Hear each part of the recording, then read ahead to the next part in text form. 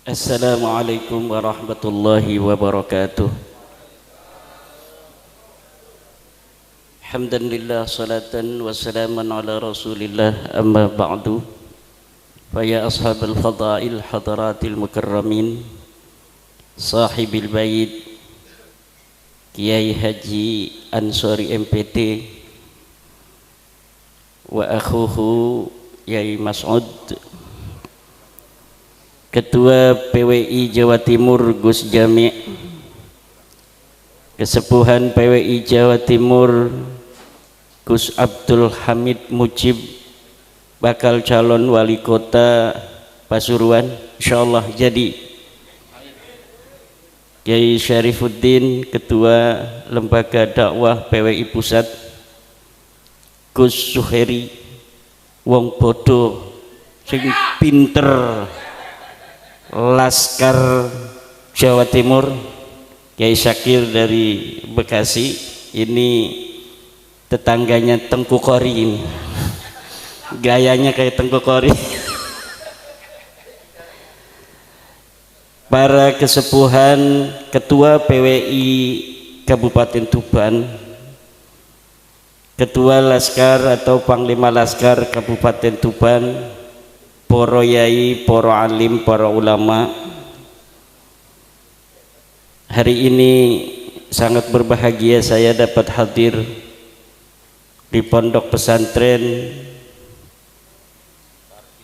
Tarbiyatut Tullab panjenenganipun Kiai Ansori dalam rangka menyaksikan pelantikan PWI Kabupaten Tuban, perjuangan Wali Songo Laskar Sabilillah. Jangan kita berjuang ingin semua orang ikut berjuang bersama kita. Dari zaman dulu, sejak masa perjuangan, pejuang itu minal aqallin, pejuang itu minoritas, karena pejuang itu memperjuangkan hak-hak mayoritas. Tidak semua orang diberikan rasa syaja'ah fil qalbi. Ada orang yang dititipi oleh Allah di dalam hatinya syaja'ah, dialah yang akan menjadi agen of change of the world, agen perubahan dunia. Itu hanya dilakukan oleh orang-orang fi qalbihi syaja'ah. Perubahan apapun di dunia ini, peradaban dibangun oleh man fi qalbihi syaja'ah, para kesatria. Daraballahu matalar rajulaini ahaduhuma abkam la yaqdiru ala syai'in wa huwa kallun ala maulah aynama yuwajjihu lam ya'ti bi khairin hal yastawi huwa wa may ya'muru bil adli wa huwa ala siratim mustaqim. Manusia itu ada dua. Allah membikin perumpamaan jenis manusia itu seperti dua orang laki-laki. Pertama, laki-laki yang bisu, seorang hamba sahaya yang ia tergantung kepada tuannya. Aynama yuwajjihu ay yatawajjah fala ya'ti bi khairin. Di mana saja tuannya itu menyuruh, dia akan bekerja, tetapi lam ya'ti bi khairin, la ya'ti bi khair, dia tidak akan bisa melakukan apapun yang terbaik. Hal yastawi huwa wa may ya'muru bil adli wa huwa ala siratim mustaqim. Apakah orang yang semacam itu sama dengan orang yang dia memerintahkan keadilan dan dia berdiri di atas jalan yang lurus? Dari zaman dulu manusia itu terbagi dua. Ada yang dia mau bekerja li syaja'atihi fi qalbihi li irfanihi wal yaqinih, karena keberaniannya, karena ma'rifatnya, karena keyakinannya. Ada yang dia bergerak ketika maulanya, majikannya menyuruh. Aina ma yuwajjihu la ya'ti bi khair. Di mana saja tuannya menyuruh, dia akan bekerja. Tidak didasari oleh apa keyakinan yang ada di dalam jiwanya. Dan PWI itu termasuk orang-orang ya'muru bil adli wa huwa ala siratim mustaqim. Dia adalah orang-orang yang memerintahkan kepada keadilan dan dia berdiri di atas jalan yang lurus. Bagaimana tidak lurus? Wal takun ummatun yad'una ilal khairi wa ya'muruna bil ma'rufi wa yanhauna 'anil munkari wa ulaika humul muflihun. Ini PWI. Ciri pertama PWI adalah yad'una ilal khair, menyeru manusia kepada kebaikan. Ini yang harus dijaga. Wa ya'muruna bil ma'ruf, dan memerintahkan kepada kebajikan, kepada kema'rufan, kearifan lokal. Wa yanhauna 'anil munkar, dan mencegah dari kemungkaran. Wa minal munkarati may yantasibu ila ghairi abihi bi ghairi haqqin. Dan daripada kemungkaran adalah yang ada di depan mata kita hari ini, orang yang bernisbat kepada leluhurnya yang bukan leluhurnya, fadlan anintisabihim ila Rasulillahi Muhammadin sallallahu alaihi wasallam bizuri wal kadzib. Apalagi orang-orang yang hari ini kita lihat berintisab kepada Rasulullah dengan dusta dan penipuan, dengan penipuan dan dusta, dan kedustaannya ini terverifikasi di dalam kitab-kitab sejarah, kedustaannya ini terverifikasi di dalam kitab-kitab nasab. Namun mereka tidak mau. Mereka tidak mau menerima kenyataan bahwa mereka bukan cucu Nabi. Masa iya kita lahir sebagai cucu Nabi kok mau mati jadi mantan cucu Nabi? Di sini ada rasa gimana gitu. Masa iya kita sejak kecil jadi cucu Nabi kok mau mati Gus Jami kita jadi mantan cucu Nabi? Ada seorang Habib dalam status Facebooknya yang di screenshot oleh teman dikirimkan kepada saya. Orangnya sekarang baru meninggal sebulan yang lalu. Dia ahli nasab daripada Rabita Alawiyah. Dia mengatakan bagaimanapun caranya kita akan lawan dan pertahankan nasab kita. Setelah nulis begitu dia mati. Siapa? Saya nggak ngomong nama ya. Langsung mati. Jangan macam-macam dengan Wali Songo. Jangan macam-macam. Kenapa? Karena apabila sesuatu kashful astar telah terjadi, maka tidak ada satu kekuatan pun yang mampu untuk mencegahnya. Kalau orang berani untuk berdiri tegak ketika ada bulldozer, maka dia akan terlindas oleh bulldozer. Siapapun dia, kalau Allah sudah berkehendak. Dan ini nampaknya Allah betul-betul sudah berkehendak.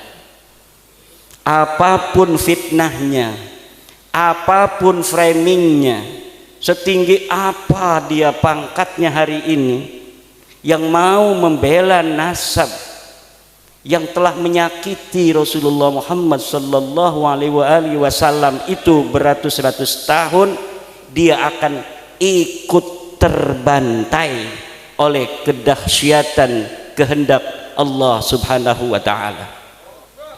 Ini yang saya rasakan, yang saya pandangi, yang saya sendiri itu tidak menyangka akan seperti ini. dan setiap langkah itu diberikan kemudahan oleh Allah, karena bukan Imaduddin yang mau, bukan Gus Jami yang mau, bukan Gus Abbas yang mau, bukan Gus Sukhairi wong bodoh yang mau, wong pinter pun tidak bisa, apalagi cuma wong bodoh. Tapi ini nampaknya memang betul-betul kehendak Allah subhanahu wa ta'ala.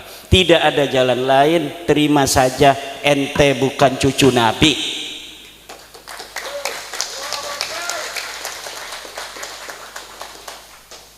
Terima saja.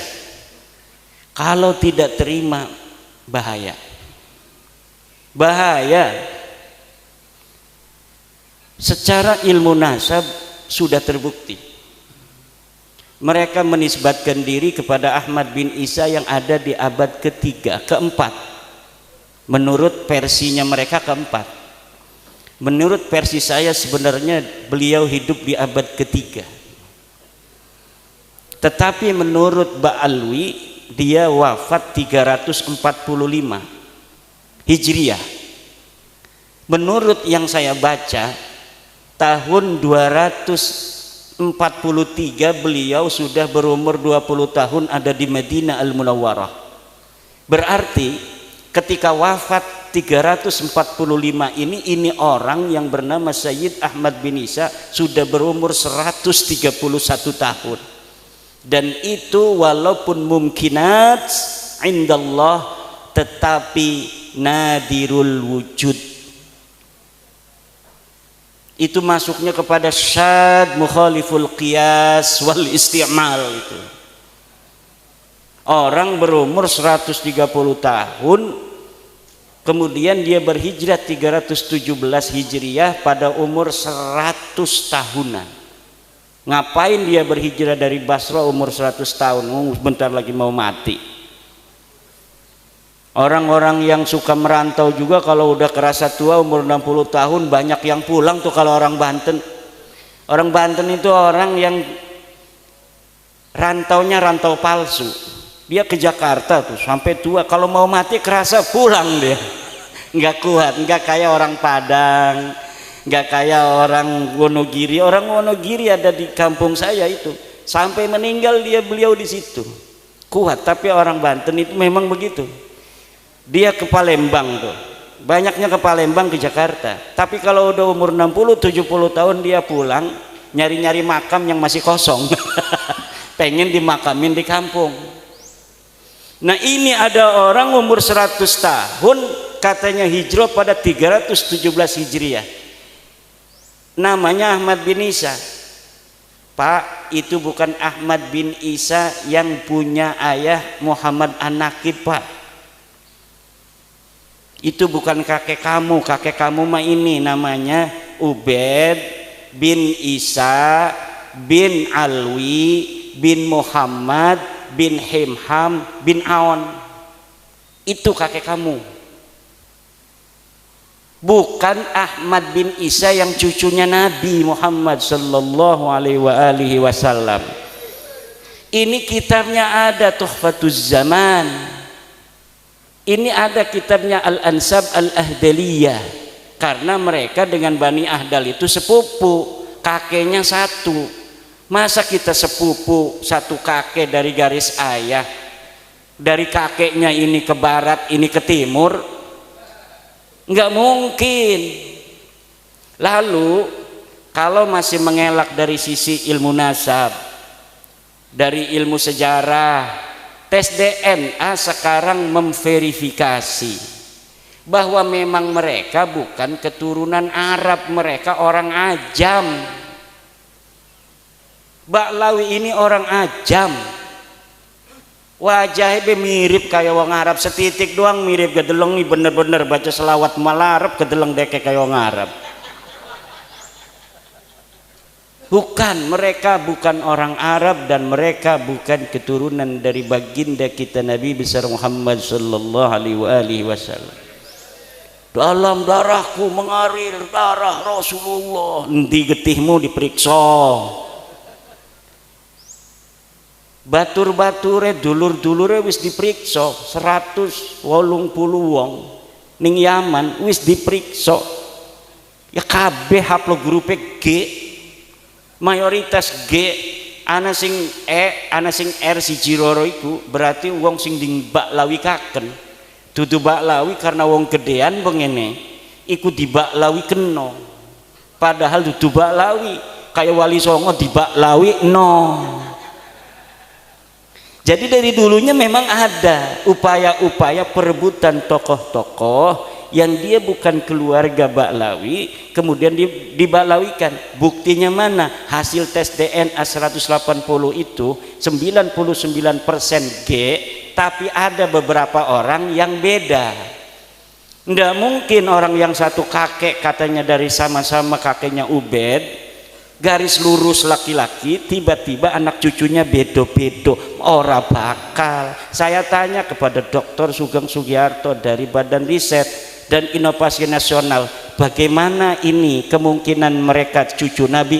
Kata Dr. Sugeng, mustahil. Mustahil ning akidah iku apa artine? Mual bakal, ora ta'alluq lil mumkinat ora. Mustahil mah sesuatu yang tidak mungkin terjadi. Seperti Allah itu ada dua, itu hukumnya mustahil.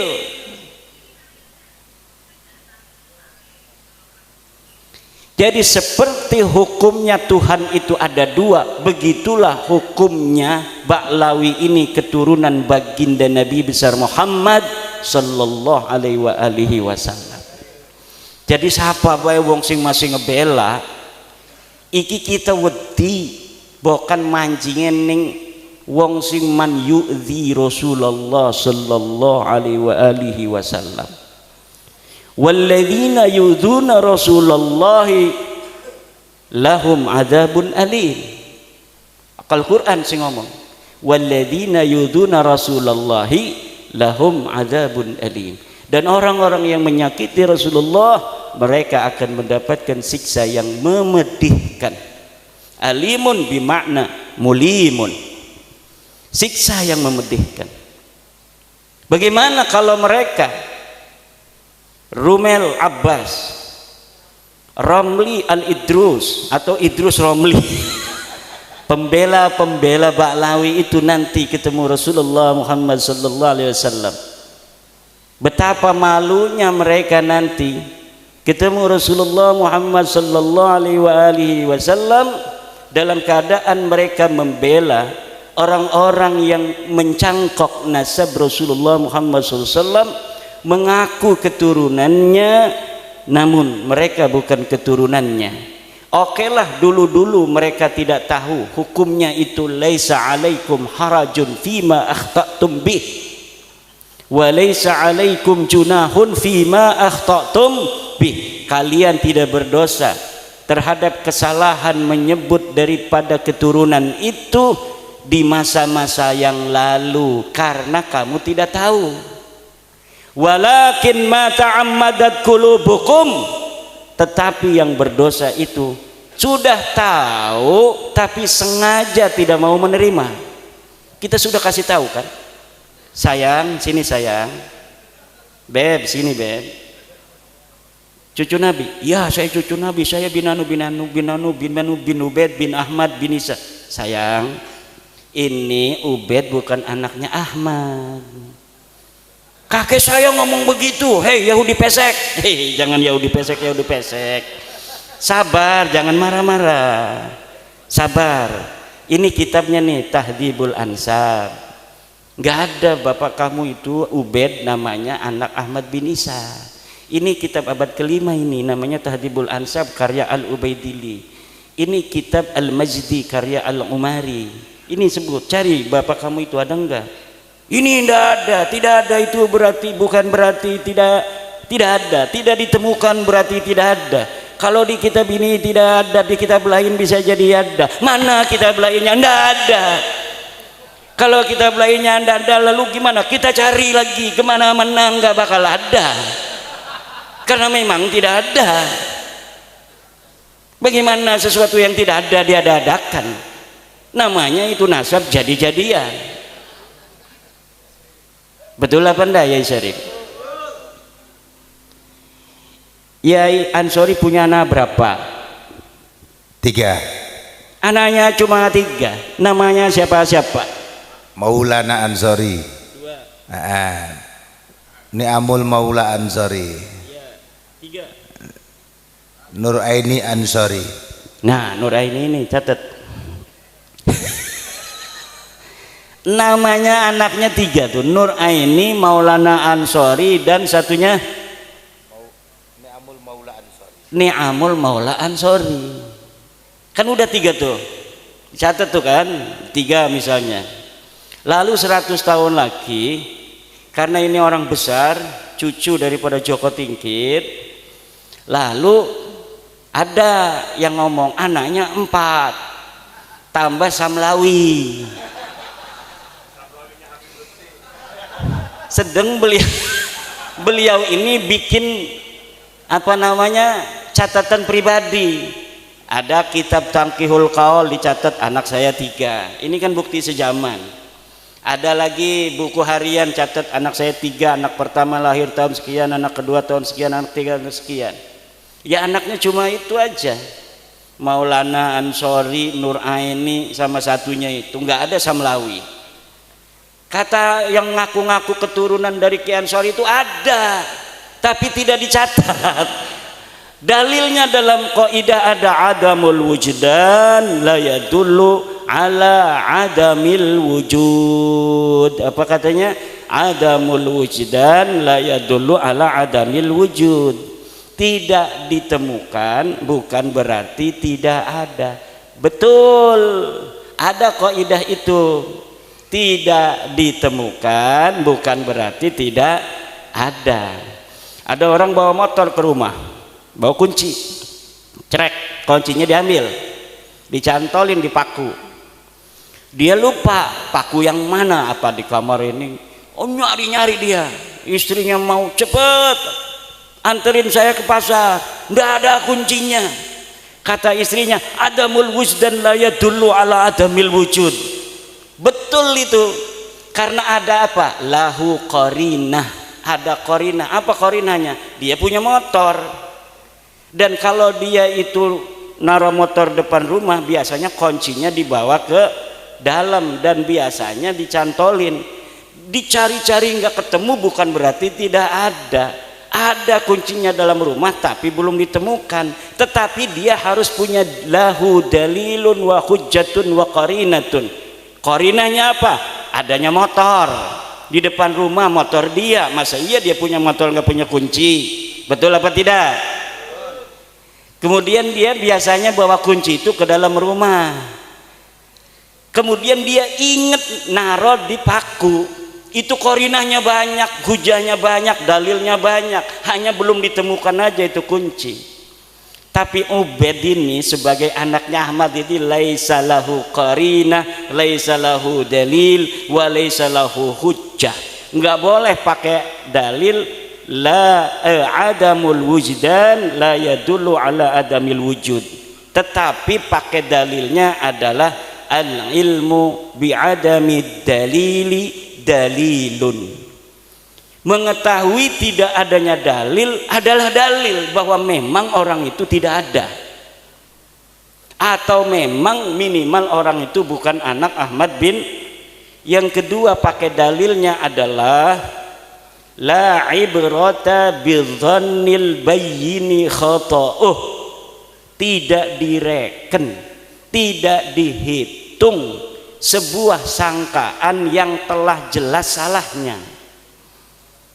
Guru-guru kita, yai-yai kita, mbah-mbah kita tidak pernah nanya-nanya silsilah kalau ada Habib.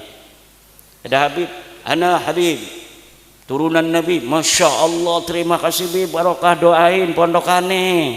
Doa, Allahumma sholli ala sayyidina. Siapin, gak punya duit juga. Alhamdulillah. Kenapa? Husnudzon, namanya husnudzon, namanya dzon. Namanya kita terima saja, mudah-mudahan ada barokah. Kata ketum juga barokah kalau kita husnudon. Betul, orang husnudon itu barokah. Tetapi apabila sebuah dzon itu qad tabayyana khata'uhu fala sabila lahu bidalil, maka tidak boleh lagi dijadikan dalil. Kalau sudah ada dalilnya nggak bisa.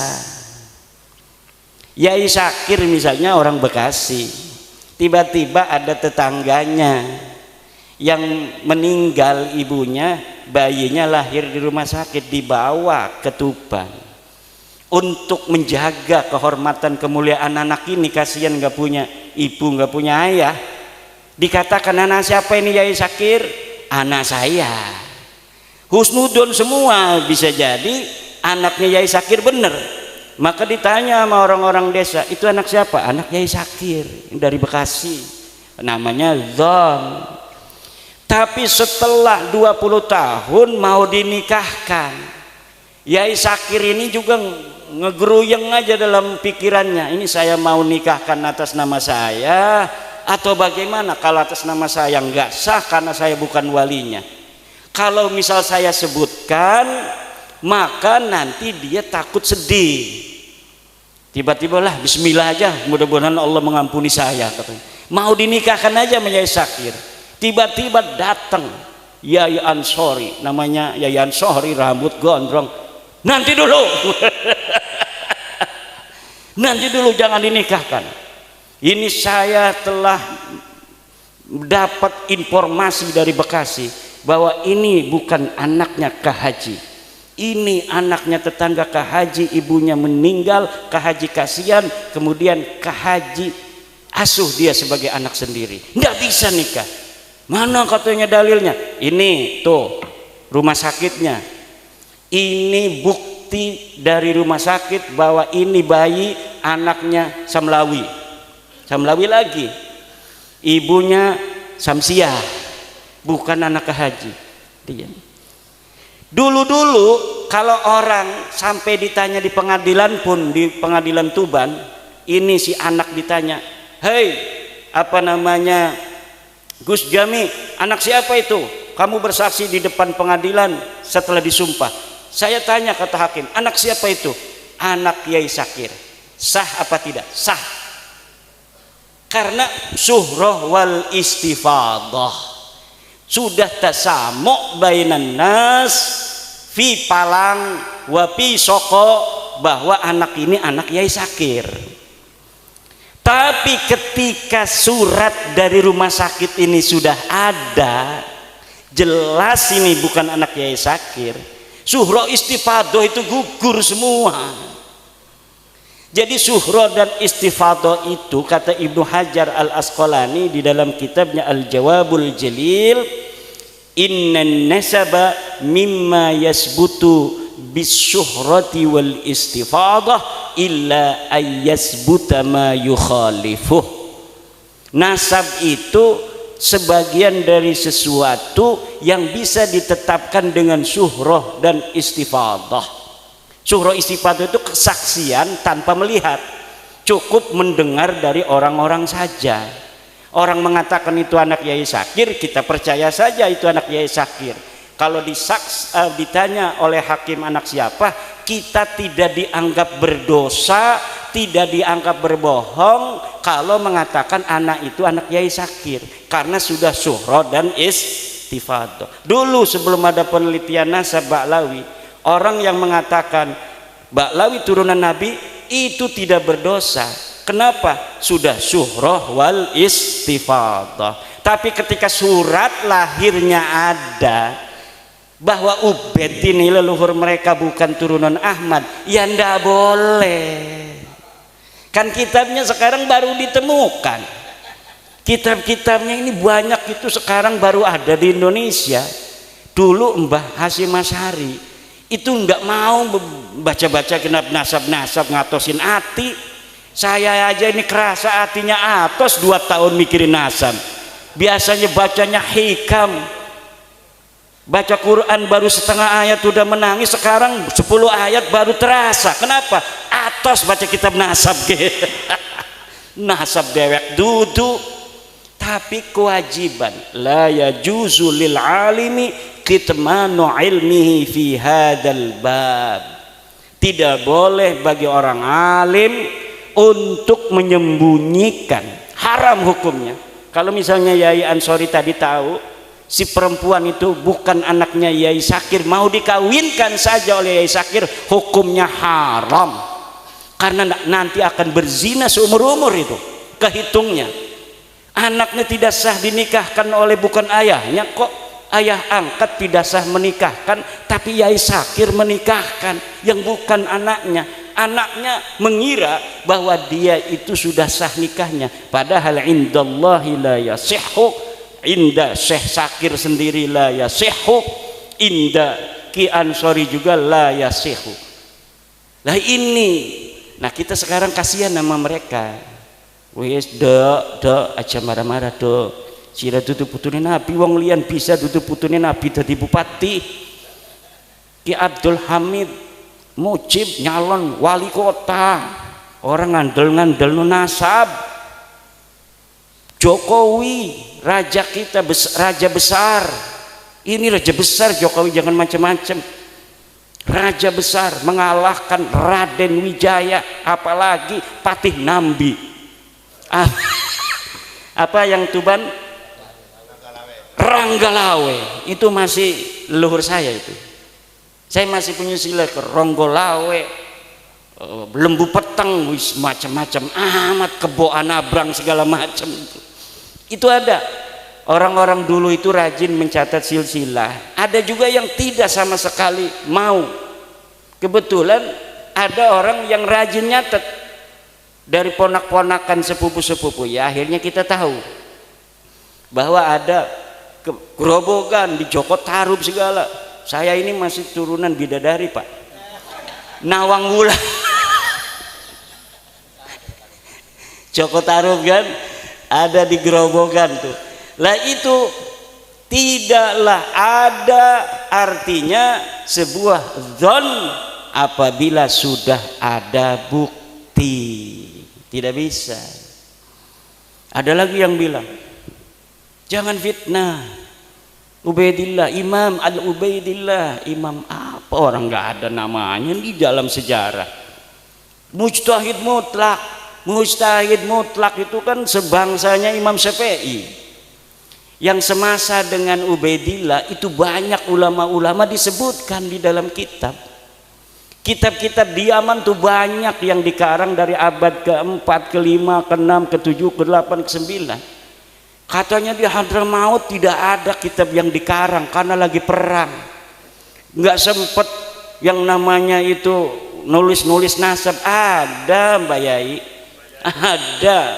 Ini kitabnya nih, ini kitab Yaman, namanya kitab Tabaqat Fuqaha il Yaman, abad ke-5, karangan Ibnu Samrah.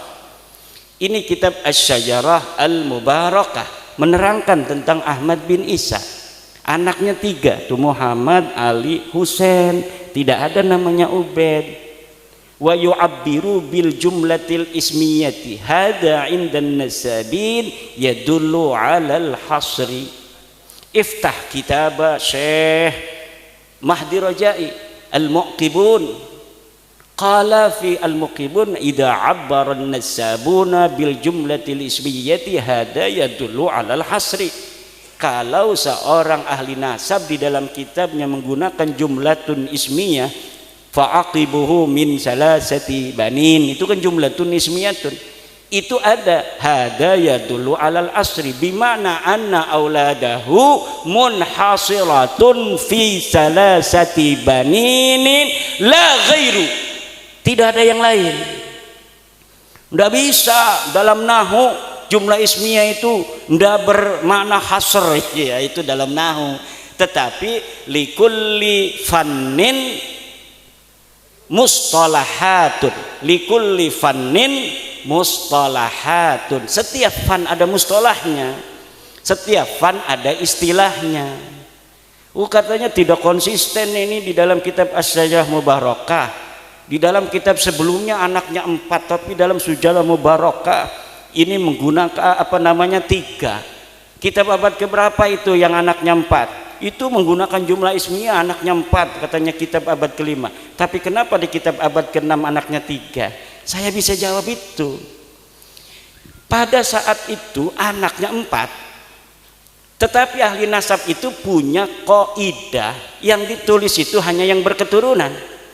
Di abad ke-6 itu yang tersisa dari keturunan orang-orang itu ada 3, yang tidak berketurunan itu tidak ditulis. Kenapa? Karena adanya kitab nasab ini untuk menjalin silaturahmi orang yang masih hidup. Orang yang sudah ingkirat tidak punya keturunan, yang buat apa ditulis-tulis lagi? Maka kitab nasab kadang-kadang yang lebih tua itu anaknya lebih sedikit. Kalau kitab yang lebih kesana lagi, lebih muda, berarti yang lebih muda itu anaknya lebih sedikit, yang lebih tua lebih banyak. Kenapa? Di abad yang lebih muda, yang abad 9, abad 10, itu bisa jadi keturunannya sudah ingkirat. Yang sudah ingkirat itu tidak lagi ditulis, karena di dalam kitab nasab itu pakainya istilahnya itu fa'aqoba, maka dia berketurunan. Jarang sekali hanya menulis anak, tapi yang menulis itu siapa yang berketurunan. Karena tujuan ilmu nasab itu lisilatil arham wattaqullaha wal arham. Jadi ilmu nasab itu lisilatil arham. Kayak saya mengetahui jalur-jalur silsilah, ketemu dengan Gus Jami, alhamdulillah kita nyambung di Nabi Adam. Alhamdulillah, berarti masih ada satu darah. Ini darah kita ini, Pak, di dalam darah kita ini ada darah sampai Nabi Adam alaihi salam. Nih kalau kita misalnya tes DNA-nya dengan 10 sepupu kita ada 10, cek. Misalnya satu kakek, cucunya ada 10, di tes DNA itu generasi kedua mentok di situ sama semua kakeknya tuh. Kalau misalnya generasi yang tes DNA itu generasi yang kelima semua itu nanti di atas kelima nyatu semua. Nah ini Baklawi yang sudah tes DNA ini kan udah tes DNA nih 187, dan kita punya 7, yang satu dari relawan Baklawi yang mendukung kita. Ada Baklawi yang mendukung kita rahasia, bahaya itu orang, bisa dimarahin itu. Nah itu yang satu relawan itu akunnya pun kita yang pegang, jadi kita bisa teliti dia sedalam-dalamnya. Kalau yang kita akunnya nggak tahu, hanya melihat ke pengumuman yang ada di dalam internet Family Tree DNA, ya hanya luar-luarnya saja mengetahui, oh dia bukan orang Arab, oh dia bukan turunan Nabi. Tapi kalau kita buka akunnya, kita bisa ketahui sepupu dekatnya siapa saja, sepupu jauhnya siapa saja, dan kita itu punya relawan dari Baklawi sendiri. Dan ini rahasia dari Indonesia apa dari Yaman, pokoknya di dunia ini ada Baklawi yang mendukung PWILS, dan dia mau jadi relawan, dan kita sudah teliti, yakin, hakul yakin bahwa mereka, dia dan keluarganya bukan keturunan baginda Nabi besar Muhammad sallallahu alaihi wasallam. Kita bukan untuk merendahkan orang, kita hanya mau beritahu ente salah. Ini sebenarnya nih ente bukan orang Arab, ya maaf ya. Ente bukan turunan Nabi, ya maaf ya. Tapi ente tetap saudara kita. Ente tetap saudara kita. Hayu kita sama-sama di Indonesia hidup seuyunan, bareng-bareng, jangan ledek lagi, aneh ya. Begitu aja beres. Kita hidup lagi seperti biasa. Tidak ada orang yang merasa lebih tinggi lagi secara nasab nanti seperti dulu-dulu lagi. Wah ente Yahudi pesek, ente ajam. Saya itu pernah loh, makanya terngiang-ngiang itu ada Baklawi yang nyebut guru saya Abu Yamuh tadi, hei orang ajam. Begitu. Jadi Abu Ya pernah marah-marah kepada Baklawi, hei Baklawi usia ulah asup ke Banten, lamun asup ke Banten sancana ceramah sia baca tahlil heula 10.000 kali gitu. Marah nih Balawi, katanya hei orang ajam. Wah kata saya ini boleh juga, coba mukanya sama muka Abu Yamuh tadi Araban mana itu, jenggotnya aja kayak si Abdul Qadir Jailani. Abu Yamuh tadi itu satu, itu udah lama 2018 atau 2019an, tapi belum menggerakkan saya untuk meneliti. Ketika ada seorang yang sombong, begitu sombong nyuruh orang adzan di pengadilan, ketika asyhadu anna Muhammad, berhenti, itu Muhammad kakek ente apa kakek aneh? Na'udzubillah, saya lihat videonya, apa benar sih orang begini cucunya Nabi?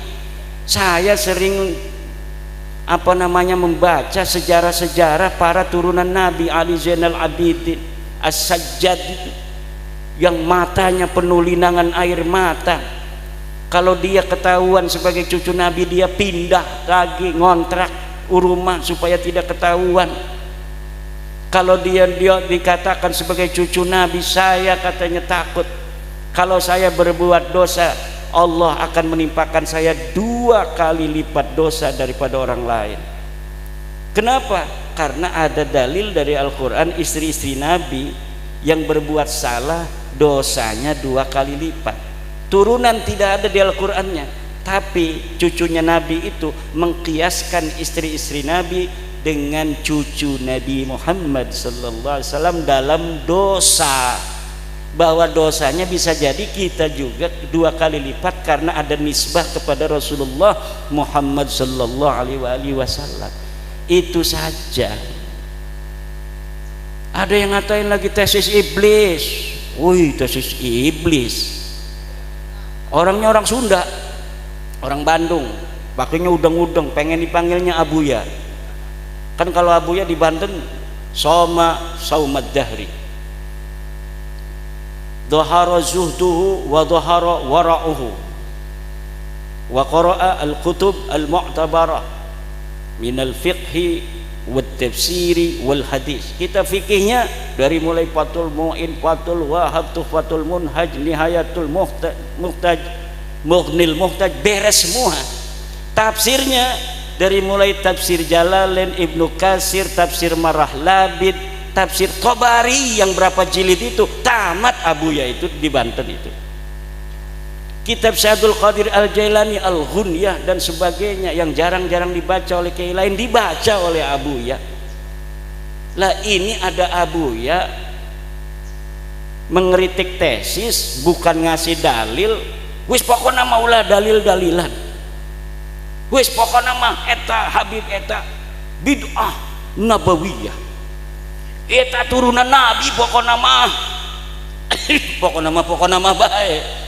Syekh Hasyim Asy'ari sering sekali tuh bawa-bawa Mbah Hasyim, padahal dia sama sekali waktu hidupnya dari mulai kecil sampai sekarang belum pernah dia ada di struktur NU, belum pernah ngurusi NU, bahkan dia berseberangan dengan NU. Kalau NU ada hajat punya calon nggak pernah ngedukung calon NU.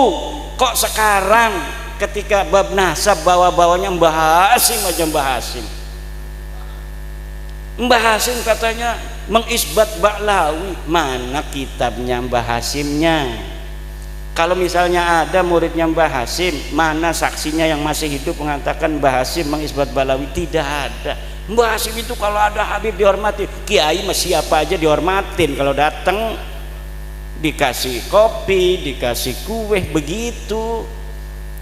Mbah Khalil Bangkalan katanya hormat kepada Habib. Ya hormat mah kiai kita mah semua orang dihormatin, tapi ada enggak Mbah Khalil mengisbat? Mbah Khalil itu sering nulis kitab loh, ada enggak kitabnya? Yang mengisbat itu Imaduddin Usman Ba'lawi, itu kitab dulu saya Fikratun Nahdiyah, saya mengisbat Ba'lawi, jelas itu kalimatnya, wa min duriyatin nabi atau wa min ahli baitin nabi Ba'lawi. Itu namanya mengisbat. Astagfirullah. Ya kan itu walaysa 'alaikum junahun fima akhta'tum bihi. Tidak berdosa saya. Makanya Hanif Alatas itu pakai dalilnya kitab saya, ngajar saya. Kalau Imaduddin sekarang itu katanya dia kemasukan apa, tapi ada ulama Banten namanya Syekh Imaduddin Usman Al-Bantani, wih lengkap itu dalam kitabnya Al-Fiqratun Nahdiyah, dia mengisbat Ba'alawi, gimana lagi. Gayanya kan hebat kalau kita kan kurang gaya. Kiai-kiai kita itu ngajar Fathul Muin aja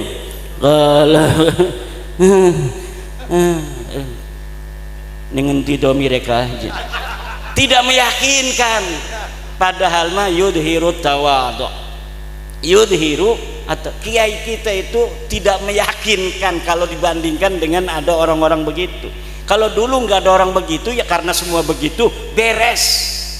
Tapi karena sekarang ada saingannya tidak fair, framing segala macam macam-macam lah gayanya. Akhirnya kiai kita yang betul-betul alim, tafahum fiddin, tafaqquh fiddin, itu kelihatan tidak alim.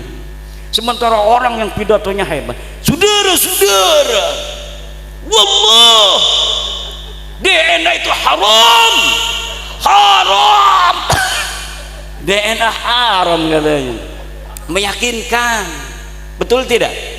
Meyakinkan. Kalau kiai kita itu kumaha etanya, aduh aing mah teu sanggup cenah eta ieu kiai tahajudna sawengi cenah 200 rakaat, waduh jauh aing mah. Itu kiai saya mah kalau ngaji begitu.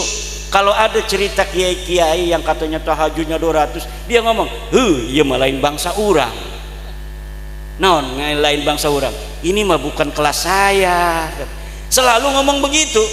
Tapi zaman sekarang ini karena ada orang-orang yang mengajarkan gaya lain dari gaya Wali Songo yang tawadhu, itu kalau ada terangin makrifat, orang yang sudah makrifat pada Allah, dia dalam salat, jangankan istrinya, anaknya, dirinya sendiri, Masya Allah, tidak ingat kalau dia sedang salat karena khusyuk kepada Allah.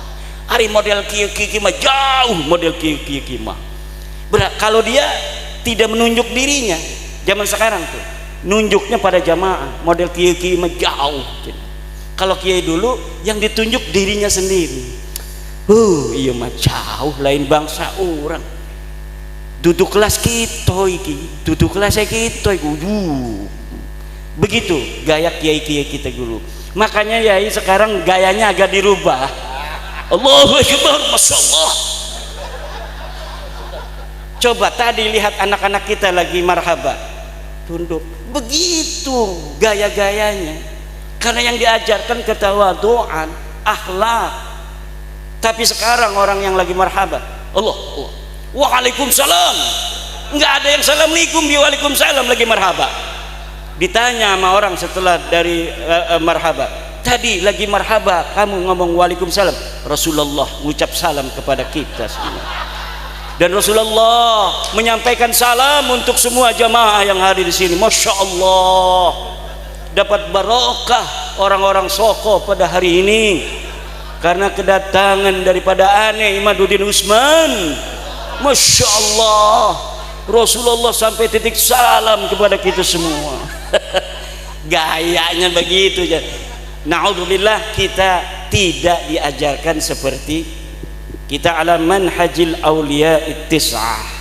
Kita manhaj Wali Songo yang arif dan bijaksana, berdakwah dengan ramah tidak marah, berdakwah dengan manis tidak bengis, berdakwah dengan beradab tidak biadab. Wallahu huwal muwaffiqu ila aqwamit thoriqin. Wassalamualaikum warahmatullahi wabarakatuh.